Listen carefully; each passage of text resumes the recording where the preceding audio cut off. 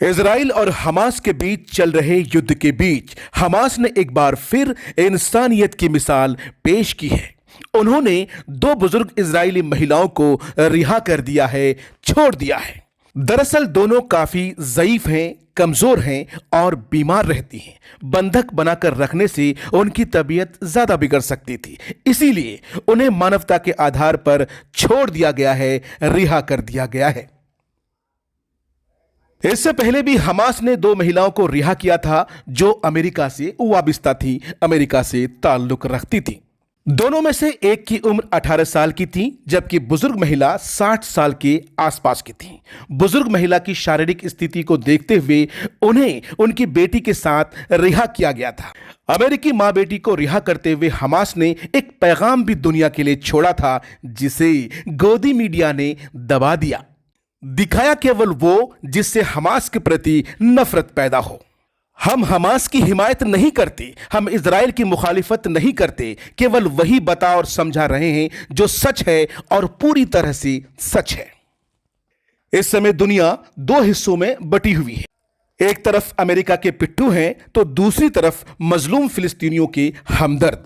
अक्सर मुस्लिम देश मजलूमों के साथ हैं, लेकिन उनका होना ना होना बराबर है, क्योंकि ऐसे कायर और बुजदिलों के साथ होने से अच्छा अपना भारत है, जो लगातार फिलिस्तीनियों के लिए राहत सामग्री भेज रहा है, उनकी मदद कर रहा है। जो कहता है वो करता है। इजराइल का मंसूबा साफ है, वो फिलिस्तीन के मुसलमानों को साफ करना चाहते हैं, पूरी तरह से नेस्त नाबूद करना चाहते हैं। वो चाहते हैं कि मस्जिद अल-अक्सा पर पूर्ण रूप से उनका कब्जा हो। यहूदियों का मानना है कि उनकी दूसरी इबादतगाह यही थी जिसे रोमन अंपायर ने तोड़ दिया था।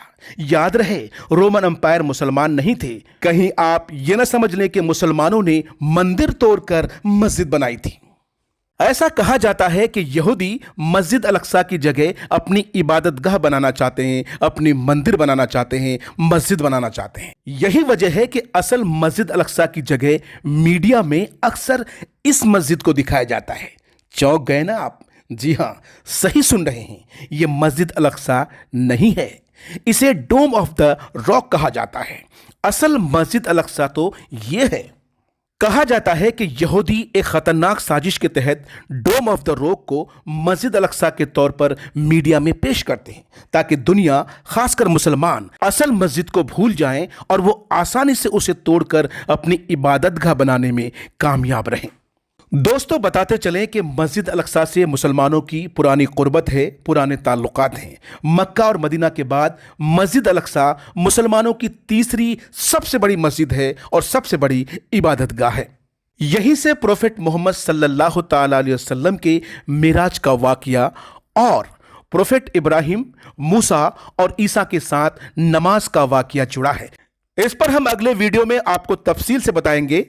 इजराइल फिलिस्तीन युद्ध का आज 18वां दिन है। इजराइल की ओर से जमीनी हमले तेज कर दिए गए हैं, जबकि हमास उनका डटकर मुकाबला कर रहा है। दोनों में से कोई भी झुकने को तैयार नहीं है। इस युद्ध में अब तक लगभग 60,000 लोगों की मौत हो चुकी है। मरने वालों में फिलिस्तीनी मुसलमानों की तादाद सबसे ज्यादा है। उनकी संख्या तकरीबन 5,500 के आसपास है, जबकि मरने वाले यहूदियों की तादाद 1,400 बताई जा रही है। हमास को इजराइल ने अल्टीमेटम दिया है कि 24 घंटे के भीतर सभी बंधकों को छोड़ दो, वरना अंजाम बहुत बुरा होगा। उस पर हमास ने जवाब दिया है कि यहूदी जब तक उनकी जमीन खाली नहीं कर देते, अपने हक के लिए वो लड़ते रहेंगे। मीडिया रिपोर्ट्स के मुताबिक हमास का दावा है कि उनके पास अभी भी 15,000 ऐसे लड़ाकू हैं जो इजराइल की ईंट से ईंट बजा देंगे। इसी बीच अमेरिका के पूर्व राष्ट्रपति बराक ओबामा ने इजरायली पीएम बेंजामिन नेतन्याहू को धमकी दी है और कहा है कि अगर इजराइल युद्ध में गाजा के नागरिकों के मानवीय पहलू को नजरअंदाज करता है तो इसका खामियाजा भुगतना पड़ेगा। ओबामा ने कहा कि अगर इजराइल गाजा पर हमले जारी रखता है तो वैश्विक स्तर पर उसका समर्थन कमजोर होगा, जिसका इस्तेमाल दुश्मन देश अपने पक्ष में माहौल तैयार करने के लिए करेंगे।